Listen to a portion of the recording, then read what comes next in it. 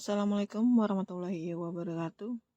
Hai, apa kabar semuanya? Balik lagi bersama saya, Ika Nurhayati. Saya mahasiswi dari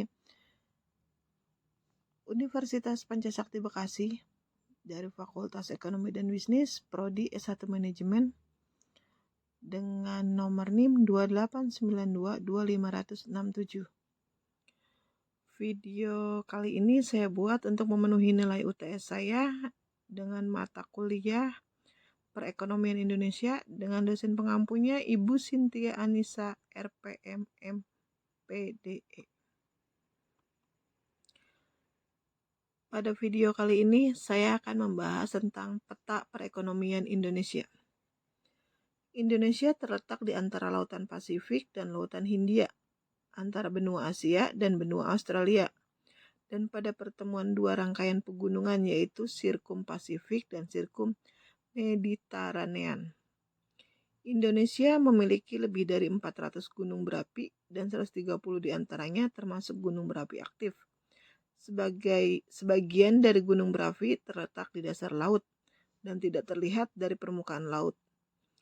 Indonesia merupakan tempat pertemuan dua rangkaian gunung berapi aktif atau yang biasa disebut Ring of Fire. Sebagian ahli membagi Indonesia atas 3 wilayah geografis utama yaitu Kepulauan Sunda, Kepulauan Sunda Kecil, dan yang ketiga Kepulauan Maluku dan Irian. Mata pencarian. Di sini yang pertama itu pertanian. Jenis-jenis pertanian. Yang pertama pertanian rakyat, yang kedua perkebunan. Pertanian rakyat, pertanian ini diselenggarakan oleh rakyat, hasil utamanya adalah padi, jagung, singkong, umbi-umbian, sayuran, dan buah-buahan. Sedangkan perkebunan, pertanian diselenggarakan oleh negara atau swasta menggunakan sistem pengelolaan modern dengan produksi besar atau ekspor.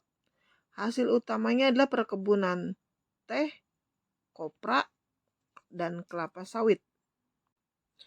Yang kedua yaitu perikanan. Indonesia memiliki selat dan laut yang berada di antara pulau-pulau yang kaya akan perikanan laut. Yang ketiga yaitu pertambangan dan kehutanan. Pertambangan adalah rangkaian kegiatan dalam rangkaian upaya pencarian, panggilan, pengolahan, pemanfaatan, dan penjualan. Sedangkan hutan adalah kesatuan ekonomi berupa hamparan lahan yang berisi sumber daya alam hayati yang didominasi oleh pepohonan. Yang keempat yaitu perindustrian dan pariwisata. Pengembangan usaha industri, pariwisata, transportasi, dan industri jasa sangat potensial dan ekonomi bagi Indonesia karena didukung oleh SDA dengan jumlah produk yang besar sebagai tenaga kerja.